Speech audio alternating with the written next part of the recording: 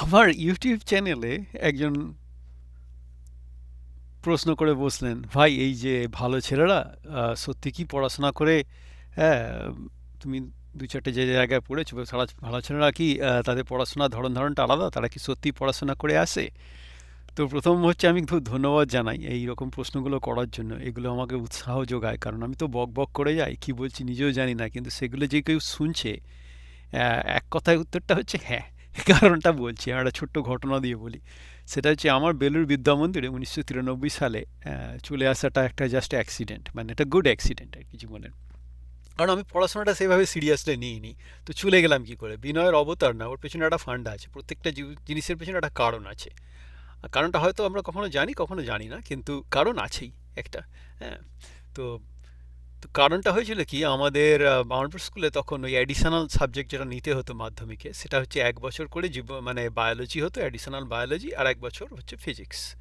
হ্যাঁ, সায়েন্স নিতে চাইলে, আর যারা সায়েন্স ছাড়া নিতে চায় তাদের বুক কিপিং, মানে কোনো চয়েস নেই, আইদার বায়োলজি বুক কিপিং অথবা ফিজিক্স বুক কিপিং। তো আমাদের শিশির বাবু যিনি বায়োলজি পড়াতেন, উনি খুব ক্লান্ত, উনি বলে দিলেন উনি পারবেন না। তো যথারীতি দুলালবাবু, ওনার ঘাড়ে তো সবই চাপে, উনি ওই মানে ভৌত বিজ্ঞানও করান, প্রকৃতি বিজ্ঞানও পড়ান, আবার অঙ্কও পড়ান, আবার অ্যাডিশনাল ফিজিক্সটাও পড়ান। ওই অ্যাডিশনাল ফিজিক্সটা, যেটা অ্যাকচুয়ালি 11 আর 12-এর ফিজিক্স, হয়ে গেছিল কি 1993 সালে, আমার ধারণা, বেলুর বিদ্যা মন্দিরের যে অ্যাডমিশন টেস্ট, ওর ক্রাইটেরিয়া ছিল যে ওয়ার্ক এডুকেশন, ফিজিক্যাল এডুকেশনের নাম্বার ছাড়া 620 পেতে হবে।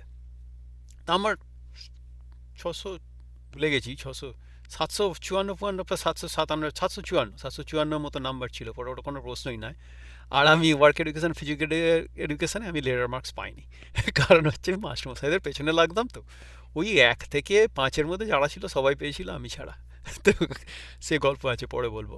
ফলে আমি ওই অ্যাডমিশন টেস্টের জন্য কোয়ালিফাই করে গেছিলাম। আর আমার কপাল এতটাই ভালো, আমার মনে হয় ওই বছরে যারা পেপার সেটার ছিলেন তারা হচ্ছে ফিজিক্স ডিপার্টমেন্ট।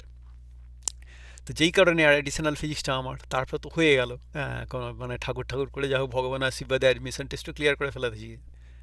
এবারে হচ্ছে ইন্টারভিউ। এবার ইন্টারভিউর সময় বাড়ি থেকে মানে একটা মিশনের ব্যাপার, একদম চুল ফুল ছোটো করে করে ছেটে, একদম কথাবার্তা বলবি না, একদম মানে আমি তো, হ্যাঁ, অতটা তো ভদ্র সভ্য জীবন কাটাইনি ছোটোবেলায় নিয়ম কানুন মেনে। তো যাই হোক, গেলাম, তারপরে হচ্ছে ইন্টারভিউটাও ঠাকুর ঠাকুর করে হয়ে গেল। হ্যাঁ, মানে আত্মপ্রিয়ানন্দই তখন প্রিন্সিপাল মহারাজ, তো সেটাও হয়ে গেল। প্রিন্সিপাল কে কে ছিল অত মনে নেই এত ডিটেলসে, বাট ছিলেন ওরা, যেমন খুশি পারলেন। আমি চেষ্টা করলাম আর কি নিজেকে সংযত করে কত ভালো চুপচাপ উত্তর টুত্তর দেওয়া যায়। তারপরে হলো কি, বিজি বলে আমাদের তখন ডাক্তার ছিলেন, তখন ওই যেহেতু এটা বেলুড় বিদ্যামন্দিরটা তখন ছিল রেসিডেন্সিয়াল, হ্যাঁ, 11-12 কমপ্লিট রেসিডেন্সিয়াল। মাসে একদিন করে বাড়ির বাইরে থাকা যায়, মানে হোস্টেলের বাইরে থাকা যেত। আর বিকেলবেলা ওই হয়তো, মানে যেদিন ভলিবল খেলতাম না, ভলিবলটা খেলতাম না, সেদিন হয়তো বিকেলবেলা ওই মানে বেলুড় মাঠে গিয়ে পাখি দর্শন সবাই করে, আমরাও যেতাম। তো তাছাড়া ওই পুরোপুরি নিজেদের এতেই থাকা, সবসময় থাকা। তো ওরা ওই একটু মানে হেলথ এক্সামটা করে নিত, খুব স্বাভাবিক ব্যাপার। তো আমি তো গেলাম। তো সেখানে এই প্রথম পরিচয় হচ্ছে দীনবন্ধুদার সঙ্গে। আর যারা বেলুড়ে পড়েছে দীনবন্ধুদাকে চেনে না, মানে ওটা জাস্ট মানে কি বলবো, মানে মামাবাড়ি যায় মাসিকে চেনে না কিছু ব্যাপার আর কি। মানে দীনবন্ধুদা হচ্ছে ছোট্টখাট্ট মানুষ, ওয়েল বিল্ট। হ্যাঁ, আর দীনবন্ধুদাকে মানে 50 বছরে দীনবন্ধুদার বয়স মানে হুলিয়া চেঞ্জ হয় না, এরকম একটা ব্যাপার। মানে দীনবন্ধুদাকে আমাদের 10-15 বছর আগে যারা দেখেছে তারা বলে এখন একই ছিল। হ্যাঁ, আমরাও তাই দেখে আসছি, মানে দীনবন্ধুদা কোনো চেঞ্জ হয় না। তো দীনবন্ধুদা হচ্ছে বিজির অ্যাসিস্ট্যান্ট। তো আমি তখন আন্ডার ওয়েট। দীনবন্ধু দেখ ফেলে, সর্বনাশ করে, তোর কি খুব শরীর টরীর খারাপ হয়? মানে না না দীনবন্ধুদা, মানে আমি দীনবন্ধু তখন জানতাম না, না না আমার শরীর খারাপ হয় কিছু হয় না, আমাকে বলো না কোন নারকেল গাছে উঠতে হবে। আমি মানে ছোটোখাটো নারকেল গাছ উঠে আমি উঠতে বলছি না, সর্বনাশ করেছে ওইসব একদম বলবি না, ওইসব তোকে জিজ্ঞেস করছি না। ঠিক আছে বলে দীনবন্ধুদা করলো কি, আমার আন্ডারওয়েট ছিল একটু। দীনবন্ধুদা তাতে একটু মানে হোয়াইট লাই যাকে বলে, বা পাফিং বলে হয়তো রিয়েল এস্টেটের ভাষায়, সেটা করে আমার ওজনটা একটু বাড়িয়ে যাতে পাস করে যায়। তাহলে যা, হ্যাঁ, বেশি বেশি চুপচাপ থাকবি। তো আমি এতেও চলে গেলাম, মেডিকেল টেস্টে উতরে গেলাম, গিয়ে আবার মেন বিল্ডিংয়ে ফিরে এলাম, প্রিন্সিপাল এর সঙ্গে দেখা করা, এটে করা, তো আমার হয়ে গেল, বেলুড়ে চলে এলাম। বেলুড়ে গিয়ে আবিষ্কার করলাম কি বাসটা আমি নিজে নিজে নিয়েছি। কারণ ফিজিক্সে মনে আছে, ফিজিক্সে ডিজি ছিলেন, প্রফেসর ডিজি, দীপঙ্কর, দীপঙ্কর ঘোষ সম্ভবত। তো ডিজি ক্লাস এসে বললেন, তোমরা তো বেলুড় বিদ্যামন্দিরের ছেলে, হ্যাঁ, তোমরা ফিজিক্স ফিজিক্স তো তো চিত্তরঞ্জন দাশগুপ্ত সিআরডিজি তোমরা তো পড়ে টড়ে এসছো, তোমাদের আর কি পড়াবো, তুমি বলো আমি বলো ট্রিপিং পয়েন্ট অফ ওয়াটার থেকে আমি ক্লাস শুরু করি। মাথা খারাপ পুরো। ফিজিক্সের ক্লাস, উনি থার্মোডিনামিক্সের ক্লাস শুরু করছেন ট্রিপল পয়েন্ট অফ ওয়াটার, মানে যেখানে পরে যারা জানেন আর কি, মানে যেখানে বরফ আর জলীয় বাষ্প স্টিম আর ওয়াটার কো এক্সিস্ট করে সেই পয়েন্ট থেকে। মানে উনি ধরেই নিয়েছেন আমরা পড়াশোনা করে এসেছি। তারপরে একটা ছোটোখাটো গল্পও আছে এই নিয়ে। তো যাই হোক, আমি পড়াশোনা করে যাইনি, তো পুরো একদম খেলোর কীর্তি। তবে যেটা পড়াশোনা করে না গিয়েও বেলুড়ে কী করে আমি সার্ভাইভ করে গেছিলাম, বা 2 বছর পরে যখন উচ্চ মাধ্যমিক দিয়ে আর কি 95 কী করে স্টার পেয়ে গেছিলাম। ইনফ্যাক্ট 93তেই যে বছর আমি বেলুড়ে যাই, আমার বাবা তো বেলুড়ে আসতে পারেননি। বাবা বীরেশ্বরানন্দের শিষ্য ছিলেন। আহ, না, বাবা ছিলেন বিরজানন্দের শিষ্য, মাকে দীক্ষা দিয়েছিলেন বীরেশ্বরানন্দের কাছে। তো আমার দুর্ভাগ্য, বাবা আসেনি। ওই বছরই মারা যায়, 24শে ডিসেম্বর। এখনও মনে আছে ছুটি পড়ে যেত তখন, 24শে ডিসেম্বরে পরীক্ষা হয়। তো যাই হোক, কীভাবে সার্ভাইভ করেছিলাম সেটা বলি, তাহলে হয়তো যে নিয়ে আমাকে প্রশ্নটা করেছেন তার কোনো কাজে লাগবে। সেটা হচ্ছে, আমি এখন আছি কিনা জানি না, এস এন দে বলে একটা সৌরেন্দ্রনাথ দে সম্ভবত একটা অঙ্কের বই ছিল, তো ওকে বলতো মানে বই।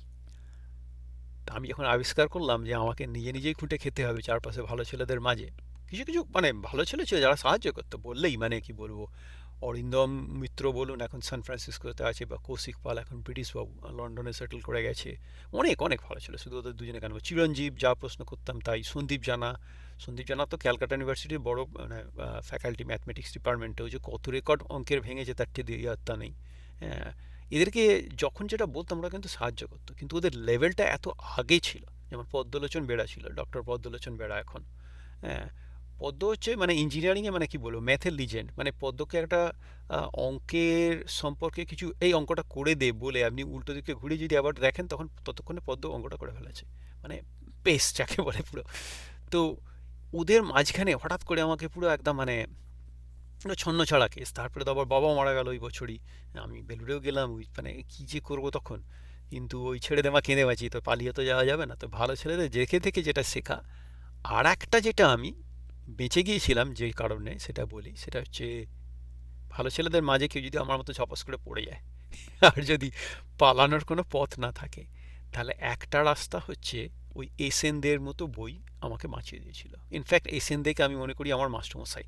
হ্যাঁ, ওনার বইটা পড়ছি, তার কারণ ওনার বইটাকে সবাই নিয়ে হাসাহাসি করতো কি, না বইয়েতে এত অঙ্ক করে দেওয়া থাকে, হ্যাঁ, যেটা ওটাকে সবাই মানে বই বলে মজা করতো, মানে যারা এসেনদে নিয়ে পড়তো তাদেরকেও ছুঁয়ে মানে ছোট চোখে দেখা হতো আর কি। হ্যাঁ, মানে কেশব নাগ পড়লে ঠিক আছে, এসেনদে পড়ছি, সে এসেনদে নিয়ে।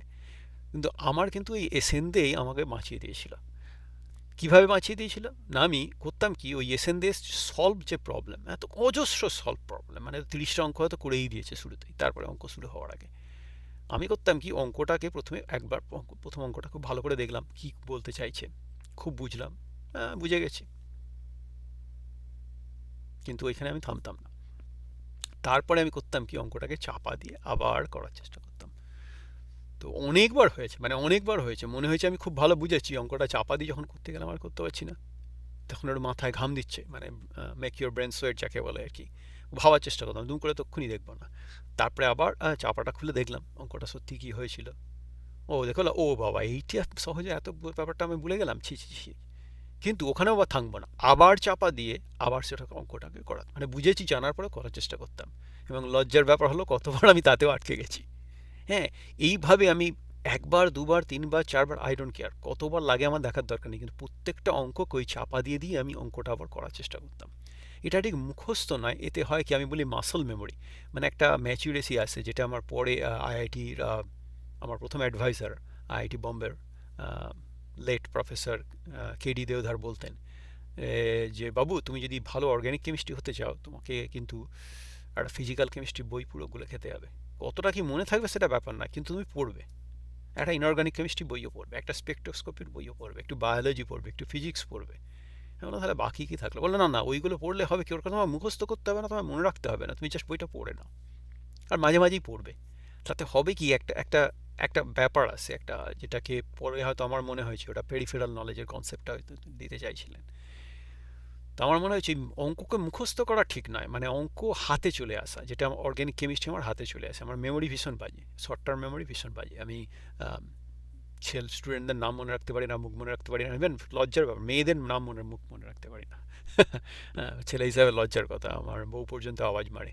আমি এসে বলে যাচ্ছি 45 মিনিট ধরে সেমিনার শুনলাম, খুব বলছি কী দিয়েছেন, মানে ভদ্রমহিলা সায়েন্টিস্ট এসেছেন সেমিনার দিচ্ছেন ইউনিভার্সিটি অফ কিনটাকি। তারপর হঠাৎ করে আমার বউ জিজ্ঞেস করলো, আচ্ছা এ কি মানে ব্লন্ড না ব্রুনেট? আমি বলতে পারছি না, আমার চুলের রঙ আমার মনে নেই, আমার খেয়ালই নেই, আমার মানে মনে করার কথা মাথাতেও আসেনি আর কি। মানে আমি সাবজেক্ট নিয়ে বা কী বলছে এটা ওটা নিয়ে তখন এত ব্যস্ত থাকি আর কি।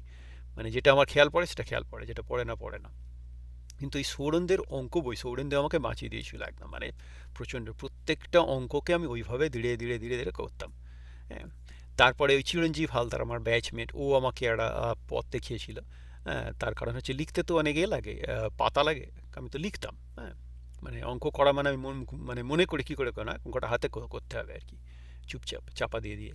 তো আমি ওই চিরঞ্জীব আমাকে শিখিয়েছিল পাতা বাঁচানোর ফন্দি, সেটা হচ্ছে প্রথমে পেন্সিল দিয়ে একবার, একটা খাতায় হলো, একটা পাতায়, হ্যাঁ, তারপরে পেন্সিল দিয়ে করার পর আবার পেন্সিলটাকে মুছে দিয়ে আবার পেন্সিল দিয়ে, মানে যতক্ষণ না কালো হয়ে যাচ্ছে, যেই কালো হয়ে যাবে তখন নীল কালি দিয়ে প্র্যাকটিস, যে নীল কালি দিয়ে যখন হয়ে যাবে লাল কালি দিয়ে প্র্যাকটিস। তো এই একই খাতাকে অ্যাটলিস্ট 5 বার আমি ব্যবহার করতাম। হ্যাঁ, 2 বার কি 3 বার হচ্ছে পেন্সিলে, তারপরে নীল কালি আর লাল কালি। হ্যাঁ, ওইটা আমাকে, যে প্রশ্নটা করেছেন ভালো ছেলেদের মাঝে কী করে বাঁচতে হয়, আমি ম্যাথমেটিক্সে ওইভাবে বেঁচেছিলাম। ফিজিক্সেও একই গল্প, ফিজিক্সে বেঁচেছিলাম সিআরডিজি বলে, চিত্তরঞ্জন দাশগুপ্ত ওই রকম একটি বই ছিল, যাকে সবাই মানে বই বলে মজা করতো। খুব সহজ সরল ভাষায় লেখা আর প্রচুর উদাহরণ দিয়ে দিয়ে করে দেওয়া থাকতো, অঙ্ক করে দেওয়া থাকতো। কিন্তু অঙ্কগুলো মানে ফিজিক্সের প্রবলেমগুলো এত ছোট করে করে দিত, অনেক সময় বুঝতাম না, তখন ওই অরিন্দমকে গিয়ে হয়তো জ্বালাতাম, বা সন্দীপ জানাকে জানাতাম, একটু একটু বল না, একটু চিরঞ্জীবকে বলতাম একটু বুঝিয়ে দে না ভাই, হ্যাঁ এর অঙ্ক ওরা করে দিয়েছে, এটা কিন্তু তাও তো আমি ধরতে পারছি না, আমার মাথায় অত বিদ্যা বুদ্ধি নেই। যদিও অ্যাডিশনাল ফিজিক্স ছিল, তুলনায় সুবিধা হয়েছিল। তো আমি ওই করে করে আর কি, যে কারণে আমি প্রি টেস্টে ফেল করেছিলাম। বেরের বিদ্যা মন্দিরের প্রি টেস্টে ফেল করেছিলাম। আর তারপরে টেস্টে পেয়েছিলাম 644, সেটা অ্যাকচুয়াল পরীক্ষাতে গিয়ে দাঁড়িয়েছিল 762। তো এই যে নাম্বারটা মানে স্টার মার্কস কোনো ক্রমে পেয়ে গেছিলাম, তখন কথা 70 জনের মতো হয়তো আমাদের ব্যাচে ছিল, হয়তো সায়েন্স এখন মনে পড়ছে না। তার মধ্যে 21টা 22টার মতো স্টার্ট ছিল, তো আমি তার মাঝে ওই নিজের নামটা ঘুচিয়ে দিয়েছিলাম। তার একটা কারণ হচ্ছে এই ভালো ছেলেদের কপি করে করে ওরা কী করে পড়াশোনা করে, ওদের কাছ থেকে কতটা সাহায্য নিয়ে নিয়ে আর কি, হ্যাঁ নিজে নিজে পড়াশোনা করা। তার একটা মজার দিকও আছে, তার একটা, আমি যেমন ফিজিক্সের কথাই বলছি, আমার ফিজিক্সে একটা আত্মবিশ্বাস বেশি ছিল আর কি, আমার তো অ্যাডিশনাল ফিজিক্সও ঠিক মেরে দেবো। তো ফিজিক্সটা আমি লাস্ট শুরু করেছিলাম আর কি সায়েন্স সাবজেক্টের মধ্যে, ফলে বাঁশটাও খেয়েছিলাম ফিজিক্সে। ফিজিক্সের পার্ট ওয়ানে তখন মানে 80 নম্বরের থিওরি ছিল ফিজিক্স। তো পার্ট ওয়ানে যেটা যেটা ফিজিক্স বা প্রথম পত্র যেটা, সেটা 80তে পেয়েছিলাম মানে 68, নট ব্যাড অ্যাকচুয়ালি। আর দ্বিতীয় পত্র যেটা, সেটা 80তে পেয়েছিলাম 48। তার কারণটা আমি বুঝিনি তা নয়, মানে আমার আর সময় ছিল না। আমি যদি উচ্চ মাধ্যমিক পরীক্ষাটা আরও যদি 2-3 সপ্তাহ পরে হতো, তাহলে আমি ফিজিক্সের মানে পার্ট টুটাও হয়তো ওইভাবে পড়াশোনা করে ধরে ফেলতে পারতাম। ফিজিক্সটা পারিনি, কেমিস্ট্রিটা পেরেছিলাম, যে কেমিস্ট্রিতে ইনফ্যাক্ট লেটার মার্কস ছিল আর স্টার মার্কস ছিল বলে আমার ডাইরেক্ট অ্যাডমিশনও হয়ে গেছিলো আর কি। ইনফ্যাক্ট আমি আর চিরঞ্জীব ওরা ঠিক করলাম আরও 3 বছর বেলুড় বিদ্যা মন্দিরেই থাকবো। তো ডাইরেক্ট অ্যাডমিশনের কন্ডিশন ছিল যে স্টার পেতে হবে মাধ্যমিক, আর সাবজেক্টে লেটার থাকতে হবে, তাহলে এই সাবজেক্টে অনার্স নিতে পারবে। তো আমরা কেমিস্ট্রি অনার্স নিয়েই ভর্তি হয়ে গেছি, আবার ঠিক করলাম আমি আর চিরঞ্জীব প্লাস আরেকজন, নাম বলবো না আমার, কাছাকাছি আর কি। আমরা মানে একটা রুমে 4 জন থাকবে, 3 জন আমাদের ঠিক। চিরঞ্জীব বললো আমরা রুমমেট হিসাবে থাকবে, মানে ঠিক আছে। দীপঙ্কর মহারাজও বললো আবার জ্বালাবি 3 বছর, ঠিক আছে যা জ্বালা, এইরকম আর কি। উনি ডাইরেক্ট অ্যাডমিশনে পেপারে সই করেছিলেন। তারপরে তো যাই হোক কপালে ছিল না আর কি, পরে 3 বছর পড়া তো হয়ে ওঠেনি, ওটা একটা দাগা। বাট কিন্তু ওই বেঁচে যাওয়া যেটা আর কি, হ্যাঁ মানে আমি কেমিস্ট্রিতেও ওইভাবে বেঁচেছি। একটা বই ছিল এরকম, তাতে অনেক অনেক পড়ে দেওয়া থাকতো, প্রশ্নপত্র করে দেওয়া থাকতো। তো যারা আমার মতো আর কি ভালো ছেলেদের মাঝে দুম করে পড়ে যায়, তাদের বেঁচে থাকার রাস্তা হচ্ছে যে তুমি বাবু একটা সায়েন্সের বই খুঁজে পার্স করো, যাতে অনেক করে দেওয়া সলভ প্রবলেম আছে। আর সেই সলভ প্রবলেমগুলোকে, হ্যাঁ, চাপা দিয়ে দিয়ে একদম শেষ পর্যন্ত দেখবে। ওই আত্মবিশ্বাসটা যেন না হয় ও আমি বুঝে গেছি, না আমি বুঝে গেছি না, আমি বুঝে গেছি সেটা প্রমাণ করো নিজেকেই নিজে। টিচার হতে হবে, ওই নিজে পড়তে পড়তে যদি তুমি শিখতে পারো, সেটা কিন্তু পরে তোমার প্রচুর কাজে লাগবে, বিশেষ করে আমার পার্ট টুতে লেগেছে। পার্ট টুতে তো তখন বার খেয়ে হঠাৎ ঠিক হলো যে এই হাগ না, আমার বাড়ি বাড়ি খুব দাদারা খুব ভালো, মানে সিরিয়াসলি, মানে তিনটে দাদাই আর কি। হ্যাঁ, ছেলেপুলেদের মানুষ করা তার বাবার কর্তব্য, তার দাদার কর্তব্য না, ওরা করেছে, আমি ছিল ঋণী। হ্যাঁ, সে জমি বিক্রি করেই হোক আর যাই হোক, আমার তো আহ, মানে আইআইটি বোম্বের খাওয়ার খরচ যেটা মাসে 1,000 টাকা করে লাগতো, তারপরে ভর্তি হওয়ার সময় 8,000 টাকা, 3,000 টাকা, 11,000 টাকা দেওয়া, 11,000 টাকার, তারপরে প্রতি মাসে 1,000 টাকা করে সমস্ত খরচ খরচও দেওয়াটা, তো আমি আমি মানে হবে না, কিন্তু একটা ভুল বোঝাবুঝি হয়ে যায় বা সামথিং, যা হোক কিছু, তো আমি ওই পার্ট টুতে গিয়ে আর কি, মানে কেমিস্ট্রি অনার্স পার্ট ওয়ানে 61% মতো ছিল বাগনান কলেজ থেকে, ক্যালকাটা ইউনিভার্সিটির আন্ডারে, তো আমার পড়তে ভালো লাগতো না বাগনান কলেজে। একটা অসম্মানের ব্যাপার আর কি, যেটা এখনো হয় আর কি, এখন আর কি এত পড়াশোনা করে স্টে অ্যাট হোম ড্যাড, লোকে বলে ও বাচ্চা মানুষ করছে কি ভালো করছে, আর করে দেখো না এত ভালো তো। হ্যাঁ, আর লোকে ভাবে কি আর কি নিশ্চয়ই গন্ডগোল আছে, আইদার খুব কুঁড়ে মানুষ, নাহলে বউ অনেক চাকরি করে, মানে বউ অনেক রোজগার করে, বউ রোজগারে খায়, বাঙালির ছেলে সেটাও করেই না, করতে পারবো না।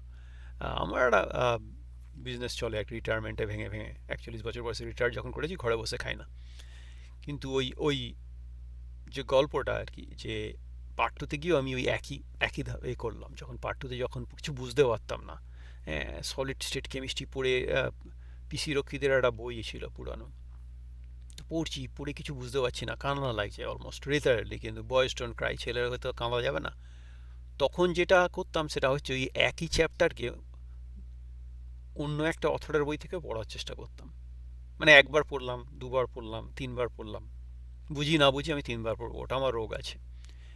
কারণ ওটা একটা শিখেছিলাম হচ্ছে ওই চেয়েছিলাম মানে ক্রিটিক হব আর কি। হ্যাঁ, গল্প বই পড়বো, দিয়ে গল্প বইটা যদি ভালো লাগে কেন ভালো লাগলো, যদি ভালো না লাগে কেন ভালো লাগলো না, সেটা লিখবো, সেটা দেখে মাইনে পাবো, মানে পেট চালাবো। কিন্তু ওটা তো সেই ছোটোবেলার স্বপ্ন, যেমন স্বপ্ন রয়ে যায় আর কি। তো সেটা আর হলো না, কিন্তু ওই বিদ্যেটা আর কি, যে ভালো ক্রিটিক্স হতে গেলে তিনবার পড়তে হয়, ওটা একটা কোথাও একটা পড়েছিলাম। তার কারণ প্রথমবার আমরা যখন কিছু একটা পড়ি, তখন আমাদের মাথা হচ্ছে রেস, মানে একটা রেস টানছে, যে শেষটা জানতে হবে, শেষটা কীভাবে হলো, পুরো ঘটনাটা জানতে হবে, ফলে ওটা ঠিক রিডিং না, ওটা একটা ওভারঅল ওভারভিউ। দ্বিতীয়বার পড়াটা হচ্ছে ট্রু ফাস্ট রিডিং। দ্বিতীয়বার পড়ার সময় তখন বোঝা যায়, তখন তো আর ওই তাড়াটা নেই যে শেষ কী হবে বা গল্পটা কি, ওই তাড়াটা নেই, ফলে দ্বিতীয়বার পড়াটা হচ্ছে অ্যাকচুয়াল ফাস্ট রিডিং, ক্রিটিক হিসাবে। আর 3 নম্বর পড়লে তখন মনে হয় কোনখানটা পাফিং, কোনখানটা না থাকলেও চলতো, কোনখানটা একটু বেশি দিয়েছে, কোনখানটা একটু কম বলেছে। ওই 3বার পড়লে তবে একটা আর্টিকেল বলুন, একটা গল্প বলুন, তার সম্পর্কে সামান্য কিছু কথা বলার ক্ষমতাটা মানুষের আসে। তো ভালো ক্রিটিক হতে গেলে প্রত্যেকটা বইকে 3বার পড়তে হবে। তো ওইটা আমার নীতি ছিল, যখন আমি বুঝতে পারতাম না সায়েন্সে কিছুই, বা সায়েন্সের সাবজেক্টে হয়েছে সলিড স্টেট কেমিস্ট্রি কিছু বুঝতে পারছি না, তো পিসি রক্ষিত বইটাকে আমি 3বার পড়তাম, একই চ্যাপ্টারকে 3বার, বুঝি বা না বুঝি আমি 3বার পড়বো। 3বার পড়ার পরেও যদি বুঝতে না পারি, তখন যেটা করতাম সেটা হচ্ছে আমি অন্য একটা বই দেখে ওই চ্যাপ্টারটি পড়তাম, একটা ডিফারেন্ট পয়েন্ট অফ ভিউ, তখন কিন্তু অনেক সুবিধা হতো, যে কোন বইতে ভালো দেওয়া আছে, কোন বইতে ভালো দেওয়া নেই। আমার যেটা মনে হচ্ছে ওইটা হয়তো সাম এক্সটেন্ট পেরিফেরাল নলেজ। হ্যাঁ, যে তারপরে ওই দুটো বা তিনটে বইয়ের মধ্যে যেটা সহজ, সেটা সেই বইটা আমি পড়তাম। আমি চিরকাল একটি বই পড়ার নিতে বিশ্বাসী। হ্যাঁ, কারণ আমি যখন নিজে পড়াশোনা করেছি, তখন আমাদের তো ওই একটাই বই আর কি, দাদাদের পুরনো বই, একটাই বই। হ্যাঁ, সেটাতে একটা সুবিধাও হতো আর কি, যে আমার ডিস্ট্রাকশনটা থাকতো না যে তিনটে বই পড়তে হবে। একটা বই, সবাই তিনটে বইকে একবার পড়তো, আমি একটা বইকে 3বার পড়তাম।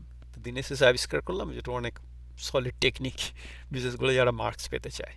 হ্যাঁ, তা আমি ছাত্র হিসাবে অতটা সুবিধের নই, কিন্তু আমি অনেক বেটার টেস্ট টেকার, আর ভগবান ভদ্রলোকের কাছে ঋণী আর কি আমি।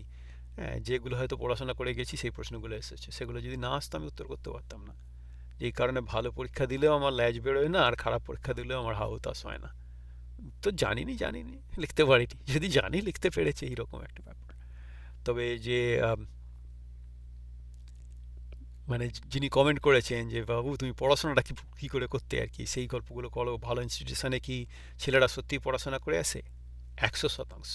ভালো ইনস্টিটিউশনে বেশিরভাগ ছাত্র, আমার মতো দু একজন অগা ছাড়া সবই পড়াশোনা করে আসে। আর যারা অগা তাদের জীবন চূর্ণ হয়ে যায়। হ্যাঁ, এবারে তাদের মধ্যে যদি কয়েকজন হয়তো বেঁচে টেঁচে যায়, যেমন আমি বেঁচে গেছিলাম, আমার ম্যাথমেটিক্সে বেঁচে গেছিলাম সৌরেন্দ্রের অঙ্কের বইয়ের জন্য, ফিজিক্সে বেঁচে গেছিলাম সিআরডিজির ফিজিক্সের বই জন্য, কেমিস্ট্রি বইটা ভুলে গেছি আমি, কিন্তু ওই ওই রকম প্রচুর মানে উত্তর করে দেওয়া থাকতো ওরম বই। পেয়ে গেছিলাম, আর কপাল জোরে ওই ওই উচ্চ মাধ্যমিকের স্টার্টটা হয়ে গেছিলো। আর বেলুড় বিদ্যা মন্দিরেরও চান্সটাও হয়ে গেছিলো ওই অ্যাডিশনাল ফিজিক্সের জন্যে, মানে ওই আর কি একসাথে মিলে যাওয়া। আর ওই দীনবন্ধু দা আমার আন্ডার ওয়েট ওজনটাকে একটু বাড়িয়ে আর কি আমাকে মেডিকেল টেস্টে পাস করে দিয়েছিল, রোগা রোগা মানুষ ছিলাম তো, হ্যাঁ। তো ওই আর কি মানে তারপরে ওই বিদ্যা ভাঙিয়ে করে খেয়েছি আর কি এদিক ওদিক করে। তো ভালো লাগলো কেউ আমার বকবকানি কেউ মন দিয়ে শুনছে, কেউ জানতে চাইছে, তো যাদেরই প্রশ্ন থাকবে সেই নিয়ে আমি চেষ্টা করব আমার মতো করে আমার বক্তব্য বলার। ভালো থাকবেন, আর আমার পুঁচকে চ্যানেলটাকে যাদের পছন্দ হচ্ছে সাবস্ক্রাইব করবেন।